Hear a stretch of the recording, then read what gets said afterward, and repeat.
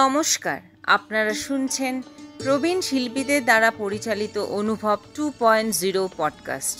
ভারত সরকারের সামাজিক ন্যায় ও অধিকার মন্ত্রকের অন্তর্গত national institute of social defence এবং মিডিয়া ফর কমিউনিটি ফাউন্ডেশন নতুন দিল্লির যৌথ উদ্যোগে নির্মিত পডকাস্ট অনুভব 2.0। অনুভবের এই অভিনব ভাবনা স্রষ্টা ডক্টর আর শ্রীধর এবং পূজা মুরাদা ও আশিস তিওয়ারি তার সাথে সমন্বয়কারী। অনুভব 2.0-র এই পর্বটি আপনাদের জন্য নিবেদন করছেন Calcutta metropolitan institute of gerontology. আজকে আমাদের আলোচনার বিষয়বস্তু সিএমআইজির ডে কেয়ার সেন্টারের বেনিফিশিয়ারিদের নিয়ে। এই বিষয়ে বক্তব্য শুরু করার আগে ভারতবর্ষে ডে কেয়ার সেন্টারের প্রেক্ষাপট অল্প কথায় তুলে ধরছেন সিএমআইজির কর্ণধার প্রখ্যাত বার্ধক্য বিজ্ঞানী ডক্টর ইন্দ্রাণী চক্রবর্তী। এই পর্বে আমরা আমাদের প্রতিষ্ঠানের দিবা সহায়তা কেন্দ্রে ডে কেয়ার সেন্টার সদস্যদের নিয়ে একটি আলোচনা সভার আয়োজন করেছি। সেখানে তারা নিজেদের সুখ দুঃখ, ভালো লাগা মন্দ লাগা এবং কিভাবে ভবিষ্যৎ জীবনকে আরও আনন্দময় করে তোলা যায় তাই নিয়ে নিজেদের মতামত জানিয়েছেন। প্রসঙ্গত বলি, এই ডে কেয়ার সেন্টার শুরু হয়েছিল সিএমআইজিতে 1993 সালে। মিনিস্ট্রি অফ ওয়েলফেয়ার, যা এখন ministry of social justice and empowerment বলে পরিচিত, তাদেরই পৃষ্ঠপোষকতায় ভারতবর্ষের সপ্তম ও অষ্টম পঞ্চবার্ষিকী পরিকল্পনায় 1992-93 সালে এই সামাজিক ন্যায় ও অধিকার প্রদান মন্ত্রকের পক্ষ থেকে বয়োবৃদ্ধ নাগরিকদের জন্য এক গুচ্ছ প্রকল্প অর্থাৎ কর্মসূচি নেওয়া হয়। এই সময় ভারত সরকার এনজিও অর্থাৎ অসরকারি প্রতিষ্ঠান যারা পিতৃপ্রজন্মের মানুষদের জন্য কাজ করছেন তাদের স্বীকৃতি প্রদান করেন এবং যে 16টি কর্মসূচি এই সময় গ্রহণ করা হয়েছিল তা এনজিওদের মাধ্যমে রূপদান করেন। আমাদের প্রতিষ্ঠান 1993 সালে প্রথম ডে কেয়ার সেন্টারের যাত্রা শুরু করে ভারত সরকারের এই বিশেষ মন্ত্রকের অনুদানের সাহায্যে।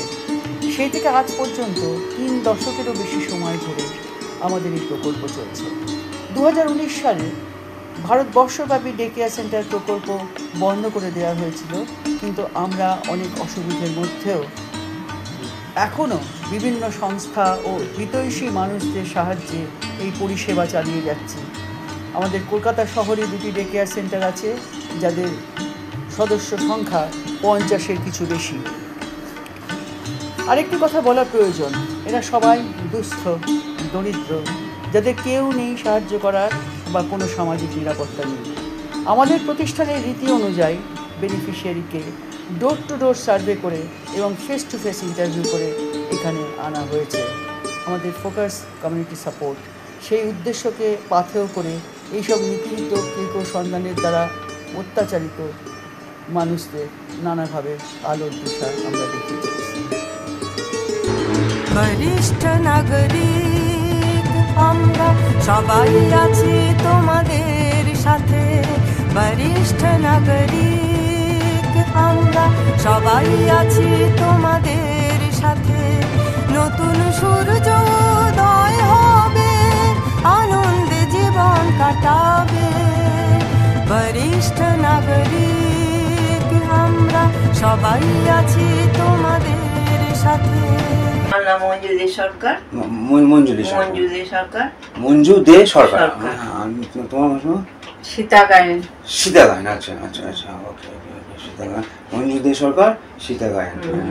আমরা কি করছি দেখো, যেটা আমরা এখানে তোমরা এটা বলছো, কিন্তু আগে অবধি তোমাদের কথা ছেড়েই দাও, কথার কোনো দাম ছিল না। মানুষ হিসেবে যেটুকু মানে প্রাপ্য, হ্যাঁ, সেইটাও দেওয়া হতো না। এইবারে এমন একটা জিনিস হচ্ছে, তোমরাই করেছো, এমন একটা জিনিস তোমরা করছো, ভাবো যারা এইরকম মানে জঞ্জালের মতন করে দিত, তারা এখন দেখবে যে ইউটিউব থেকে শুরু করে পুরো পৃথিবীতে যারা সব থেকে বেশি যে চ্যানেলগুলো দেখে ইন্টারনেটে, হ্যাঁ, বাচ্চা চ্যানেলগুলো দেখে, সেইখানে তোমাদের আওয়াজ আসছে, তোমরা সেখানে জিনিস করছো কিছু। মানে যারা একদিন হেও করে রাখতো তাদেরকে যদি এটা দেখাও, তাহলে বুঝতে পারছো কতখানি হয়ে যাবে, ছড়িয়ে যাবে কতখানি। এরকম করলে হয়, এরকম করলে ঠিক হয়। হ্যাঁ, ছড়িয়ে যাওয়াটা তো ভালো, ছড়িয়ে যাওয়াটা ভালো না, ছড়িয়ে যাবে। সবাই জানবে, সবাই তাদের জ্ঞানটা আসবে। একদম একদম যে এখানটা এই জিনিসটা আছে বা হচ্ছে, হ্যাঁ আছে, শুনলে হচ্ছে। জানলে তো জ্ঞানটা বাড়ে না, জ্ঞানটা বাড়ে। একদম একদম একদম। আর তোমরা তাহলে প্রণাম জানি তো, তোমাদেরকে আমি যদি শিখিয়ে দিই আগে থেকে এটা বলবে, তোমরা তাহলে বলতে পারবে না, পারবেই না, কারণ এটা তো ঠাকুরের ব্যাপারে বলছো, বলতে পারবেই না। একদম ভেতর থেকেই আসে এটা আবার, যেটা ভেতর থেকে আসে সেটা বলতে থাকো। এটা তেমন দেখো তোমরা যদি কিছু একটা করো, মানে মন্দির বা সরি মন্দির না, এ পবিত্র জায়গা, এর পবিত্র তোমরা বুঝতে পেরেছো। বাইরের লোকেরা এসে ভাবে যে বিউটিফিকেশন করে, যেন হয় না বিউটিফিকেশন করে, তা নয়। ওই জায়গাটা নিয়ে বলতে হবে। হ্যাঁ আমি তাই বলছি, আমরা যে জায়গাটা এসে বসি বা যার ছায়ায় থাকি সেইটা নিয়ে বলতে হবে তো। হ্যাঁ হ্যাঁ হ্যাঁ, ওইটা নিয়ে বলবো। ওইটা তো আমাদের মন্দির, তাহলে বলবো আমাদের একটা মন্দির, তোমাদেরই তৈরি, তোমাদেরই তৈরি। তাহলে বলবো। হ্যাঁ আমি বলছি কারণ আজকেরটা আমি যেটা করছি সেটা তোমাদের, আমি কিছু বলছি সেটা তোমার জাস্ট তোমাদের অভিজ্ঞতা দিয়ে বলো যে এটা হবে কি হবে না, ঠিক আছে? এরপরে সেশনটাতে আমি তোমরা আইডিয়া দেবে আমাদেরকে, ঠিক আছে? তখন আমরা করবো। তারপরে এরকম কয়েকটা সেশন প্রত্যেককে নিয়ে করা হবে, প্রত্যেককে, ঠিক আছে? তাহলে করে একটা জায়গায় আমরা কনভার্স করবো। এখন থেকে আমরা আলাদা কাজ করবো না, এখন থেকে সব একসাথে কাজ করবো, ঠিক আছে? মানে আমি আমার যাই পোস্ট হোক না কেন, আমিও তোমাদের সঙ্গে কাজ করবো, ওর যাই পোস্ট হোক, মা তো সবসময় রয়েছে। আর আমাদের ফ্যামিলি আরো বাড়বে, সংসার আরো বাড়বে, ছড়াবে এটা, আরো সংসার বাড়বে। তো যতজন কি সম্ভব আমাদের পাড়ায়, দেখো না এখন 25-30 জন রয়েছে, কিন্তু এরকম তো অনেকে আছে না যারা এরকম হচ্ছে মা ঢোর অ্যাবিউজ এসব হচ্ছে, তাদের কাছে পৌঁছানো যাচ্ছে না, পলিটিক্যাল হ্যান, কিন্তু ঠাকুরের নাম করে যদি তোমরা একটু ইয়ে করতে পারো, ওদেরকে আনতে পারো এখানে, তাহলে করে কেউ আটকাতে পারবে না, কেউ না, শয়তান আটকাতে পারবে না। তাহলে একটা কাজ করা যেতে পারে। ধরো এটা পবিত্র জায়গা, পবিত্র জায়গাটা কেমন করে বাইরের লোকেরা বুঝবে, অথবা তোমরা কিছু ধূপকাঠি, হ্যাঁ ধূপকাঠি যদি করো, তৈরি করা যায়, হাতে তৈরি করা যায়, তৈরি করে তোমার যদি করো, তাহলে ওটা পুরোটা তোমার জিনিস। তখন মন্দিরটা জায়গাটা তোমাদের, বেদিটা তোমাদের, ওটা পুঁতেছো তোমরা ওটা মেনটেন করছো, পরিষ্কার রাখছো, তোমাদের যা আছে ওখানে সব তোমাদের, ধূপকাঠি তোমাদের নিয়ে হাতে তৈরি।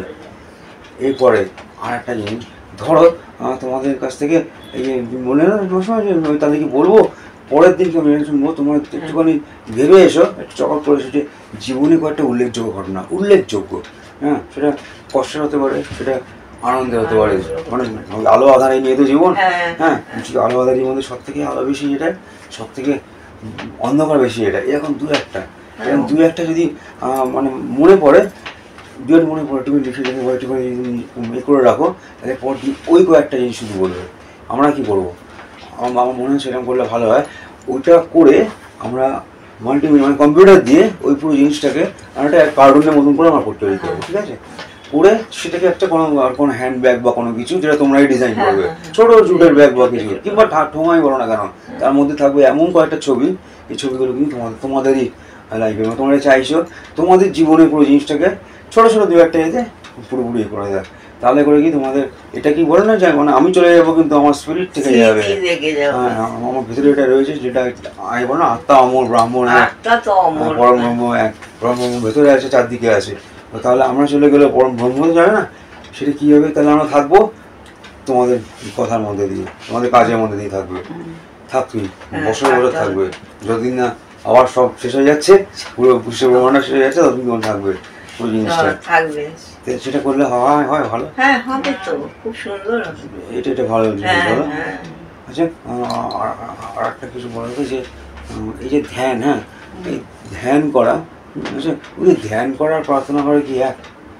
ধ্যানটা অন্য জিনিস, অন্য জিনিস। আমরা প্রার্থনাটা করলাম, করার পরে যদি চোখ বন্ধ করে আমরা কল্পতরুর কাছে মনে মনে যার যা মনে সাধনা আছে জানাই বা চাই, ওই ধ্যানটা আলাদা। আচ্ছা, ধ্যানটা আলাদা, চুপচাপ সাধনা, ভজনটা আলাদা, এটা প্রার্থনাটা, প্রার্থনা ধ্যান আলাদা। প্রার্থনাটা আমরা মুখে বলে যাচ্ছি, আর ভগবানের কাছে আমরা চেয়ে যাচ্ছি, বলে যাচ্ছি, আর ধ্যানটা আমরা চুপচাপ করছি, বসে পদ্মাসনের মতন বসে, তারপরে এক মনে এক চিন্তা, আমি কল্পতরুর কাছেই প্রার্থনা করি যেন সবাই ভালো থাকুক, ভালো থাকে, ভালো এই রাখে, বা প্রার্থনা। আমাদের এই চাই, আচ্ছা আচ্ছা এইটা হলো আচ্ছা ধ্যান। এইটা হচ্ছে কি ধ্যান, হুম। আর ওটা হচ্ছে প্রার্থনা। আচ্ছা এইটা করে ভালো জানতাম না। দুটো আলাদা। হ্যাঁ দুটো আলাদা আলাদা, জানতাম না করে ভালো। তাহলে করে তাহলে ধ্যানও হচ্ছে, প্রার্থনা হচ্ছে। আমাকে একটা কথা বলো, আমি না প্রথমে বুঝতে পারতাম না যে মন্দিরে গিয়ে কোনো মানে কোনো পবিত্র জায়গায় গিয়ে লোকেরা শটান শুয়ে পড়ে কেন, শটান শুয়ে পড়ে ওটাকে মানে হাতে করে বেদিতে ষষ্ঠাঙ্গে প্রণাম, মানে মাথা ঠেকায়, এটা কেন? ওই যে ষষ্ঠাঙ্গে প্রণাম, হ্যাঁ ষষ্ঠাঙ্গে প্রণাম একদম মানে শুয়ে প্রণাম করা, সেটাকে ষষ্ঠাঙ্গ প্রণাম বলে। বাবা আচ্ছা আচ্ছা, তুমি জানো যেটা বললে এটা, এখন বিজ্ঞান কি বলছে জানো, বলছে যে এই যে এনার্জিটা অবভিয়াসলি আমরা অক্সিজেন নিচ্ছি গাছ দিচ্ছে বলে, তাই তো? কার্বনিক এনার্জি আসছে আমাদের মধ্যে, অক্সিজেন এনার্জি আসে, আমরা কার্বন ডাইঅক্সাইড দিচ্ছি ওদের খাবার, ওদের এনার্জি আসছে। তাহলে এরকম যদি হয়, এরকম যদি হয় তখন কিন্তু সব এক হয়ে যায়। তখন মনে হয় যে আমিও প্রকৃতি আলাদা নই, আমার প্রকৃতি কিন্তু একদম একই জায়গায় রয়েছে, একই জায়গায় রয়েছে। তখন কি হবে, দেখো দুটো সমুদ্রের ঢেউ আসছে একই রকম, ওর কাছ থেকে ঢেউটা আমাদের আসছে, তোমাদের ঢেউটা ওদের কাছে যাচ্ছে, তখন দুটো ঢেউ মিলিয়ে তখন যেটা তৈরি হবে সেটা বিশাল বড় টর্নেডো তৈরি হবে। ওটা পুরো সমুদ্রের এর মতন পুরো ভাসিয়ে দিয়ে যাবে সমস্ত কিছুকে। আমার মনে হলো হঠাৎ এটা এরকম করে।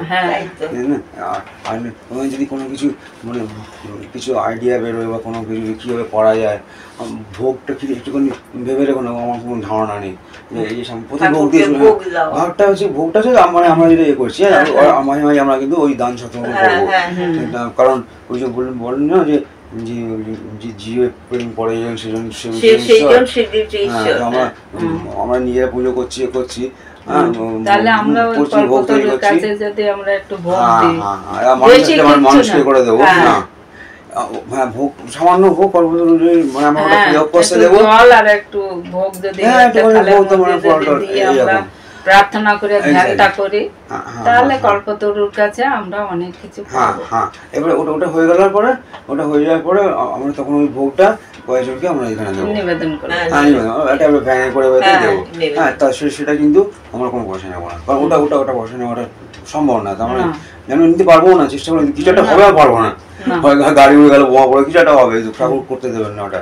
কিন্তু এটা চালাতে গেলে ঠাকুর নিশ্চয়ই যে চলবে, চালাতে গেলে কিছু একটা পয়সা দরকারি, তাহলে সেটার জন্য ভাবছিলাম কি দেখো অনেক স্টুডেন্ট আমি দেখেছি এই ডাক্তারি করতে আসছে, এরা হোস্টেলে থাকছে, তো ওরা না ভালো খাবার সেরকম একটু কম প্রাইসে একটু হালকা খাবার এরকম চাই খেতে, ছাত্রছাত্রী তো সেরকম না নেই এখানে একদম, মানে যে খাবার আছে কোয়ালিটি ভালো না। আমি কি বলছি তুই তাদের জন্য টিফিন মতো, লাঞ্চ না, জাস্ট টিফিন মানে স্ন্যাক্সের মতো না, টিফিন ধরো দুবেলা টিফিন এরকম কিছু, এইরকম যদি করা যায় আর তাদের কাছে যদি পৌঁছে দেওয়া যায় জিনিসগুলো, সেটা কিন্তু পয়সা নেই, রুটি তরকারি, হ্যাঁ এই ধরনের জিনিস, সেটা কিন্তু পয়সা নেই, হালকা খাবার সেটা সেই পয়সাটা কিন্তু আমাদের কাজে লাগবে এই পুরোটাকে আমাদের মেনটেন করতে। তার এটা কিন্তু আমরা যেটাই করছো যেটাই হবে সেই পুরো জিনিসটা কিন্তু তোমরা হ্যান্ডেল করবে, একটা অ্যাকাউন্টের মতন করে নিও, অ্যাকাউন্ট আমরা খুলে দেবো, সেই অ্যাকাউন্টে তোমার সবারই থাকবে, তোমরা দেখো কত টাকা আসছে, কত টাকা কি হবে তোমরা খরচা করবে, আর কি হবে কোন জায়গায় টাকা লাগবে, কতটা কি লাগবে সেটা আমাদের বলে দেবে, ঠিক আছে, আমাদের বলে দেবে, আমরা বাইরেটাই করে নেবো, তোমাদের ব্যাংকে এটা থাকবো সেখান থেকে তোমরা করে নেবে, ঠিক আছে। তাহলে এইরকম ভাবে এগোনো যাক, কি বলো, এরকম ভাবে এগোলে করে যেতেই হবে। তার একটা দেখো এখন টিফিন যদি আমরা ব্যবস্থা করি, এবার তোমার টিফিন তৈরি করবে, টিফিন তৈরি করে দেবো কিরম করে দেবো, কি সম্ভব নাকি তোমার গিয়ে দেবে, অসম্ভব। এইখানে যদি আমরা ইয়াং জেনারেশনকে রাখি, হ্যাঁ তোমার ধরো ইসলাম এরিয়াতে যে 24-25 বয়সী ছেলেরা কিছু কাজ পাচ্ছে না, কারণ শিক্ষা পায়নি ভালো করে, স্কুলে পড়তে শুরু করেনি, যারা এই গুন্ডা মানে এই সব ভুল লাইনে চলে যাচ্ছে, তাদেরকে দিয়ে যদি পাঠানো যায় এরকম, তাহলে কিন্তু অন্যরকম হবে, ওরা তখন হবে এটা শুধু চাকরি না, পয়সা পেলে ওদের মেজাজ অন্যরকম হয়ে গেছে, মাথাটা ঘুরে যায়। হ্যাঁ এক্স্যাক্টলি, এইটাই এখন হবে যে ওরা এমন একটা জিনিস করছে যাতে পয়সা বেশি নিয়ে হয়তো, কিন্তু ওদের পাবলিসিটি মানে তোমাদের এটা এখন ছড়িয়ে গেছে ভারতবর্ষে, ওদেরটাও ছড়িয়ে যাবে ভারতবর্ষে, তোমরা ওদেরকে তোমার নিজেরা শুধু ইয়ে করছো না, তোমরা একটা অ্যাটেম্প তোমার চেষ্টা করছো যারা এই জেনারেশনকে এরা যাতে পথভ্রষ্ট না হয়ে যায়, তোমার চেষ্টাই করতে পারে, মানুষের চেষ্টা করতে পারে, তোমরা দুটোই করছো। যেখানে আগে এমন অবস্থা ছিল যে তোমাদের জন্য অনেক কিছু করার চেষ্টা করা হচ্ছিল সারা পৃথিবী জুড়ে, এখন দেখো পুরো টেবিল ভরে গেছে, তোমরা নিজেরা নিয়ে জন্য করছো, আমার জন্য করছো, যে চাকরি নিয়ে এরকম অবস্থা তাদের জন্য করছো, সব একসাথে হয়ে যাচ্ছে, মানে এগুলো একবার একটা একটা করে ভাবলে না তখন মনে হয় যে কিরকম একটা সুতো একটাই শুধু বেঁধে নিয়েছে, একটাই সুতো বাঁধা, আর তার মধ্যে ওই একদম মধ্যেকার ব্যাপারটা হচ্ছে ওই ঠাকুরের জিনিসটা সবসময় হয়ে থাকে। ঠাকুরটা সবসময় মাঝখানে থাকে না, তারপরে তো গোল গোল গুলো হয় আর কি। যাই হোক কত কতক্ষণ হবে আজকে আমরা করবো 11:30 মিনিট, তাহলে কি হয়েছে শেষ করে দেবো নাকি আর একজন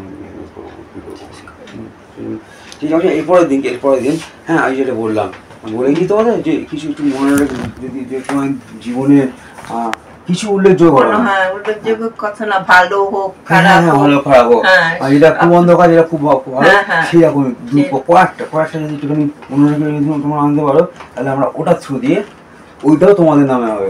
হ্যাঁ ওটাও তোমাদের নামে হবে। মানে জিনিসটা দেখো শুধু কথা বা লেখা না, তার থেকেও বেশি মানুষকে অ্যাপিল করে ওই ছবির মতো জিনিসগুলো। কেন বলতো? কারণ আমরা প্রথমে যখন এসেছিলাম পৃথিবীতে তখন কি আমরা ভাষা বলতে পারতাম না। একটা বাচ্চা যখন জন্মায় তখন কি করে ভাষা জানে? সে কিরকম করে ও জানে আমার যখন একটা অস্বস্তি হচ্ছে, একটা অস্বস্তি যখনই হবে তখনই ও নিপেল খুঁজবে, মায়ের এটা খুঁজবে, তাই না? ও কি করলো, ও যে কষ্টর সাথে ওই সিম্বলটাকে নিপেল সিম্বলটাকে মিলিয়ে দিল। তাই জন্য কি হলো ফিলিং বড় তৈরি হলো, ওটাও ওই রকম। তারপরে কি আমাদের সিম্বলটা প্রথমে শুরু হয়, যার জন্য ওম জিনিসটা সবার আগে এসেছিল, জিনিসটা। হ্যাঁ বলছো না ওম সবার আগে এসেছিল, তবে কথা এটা কিন্তু অনেক পরে এসছে ভাষাটা।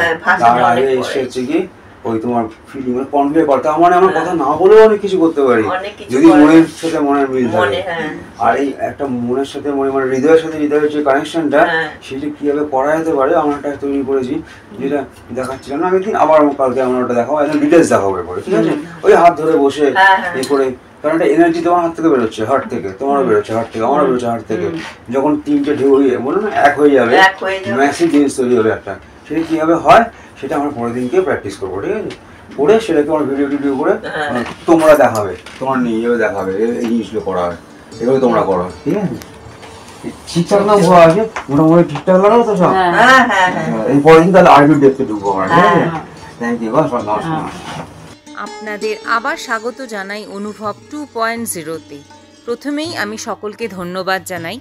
এই পর্বটি রেকর্ড ও সংরক্ষণ করা হয়েছে সিএমআইজি স্টুডিওতে। এই প্রতিষ্ঠানটি গত 3 দশক ধরে প্রবীণ ব্যক্তিদের সেবার উদ্দেশ্যে কাজ করে আসছে। আমি আন্তরিকভাবে ধন্যবাদ জানাই সিএমআইজি কর্ণধার ডক্টর ইন্দ্রাণী চক্রবর্তী এবং আমার সহকর্মী ঈপ্সিত চক্রবর্তী ও পারমিতা দাসকে।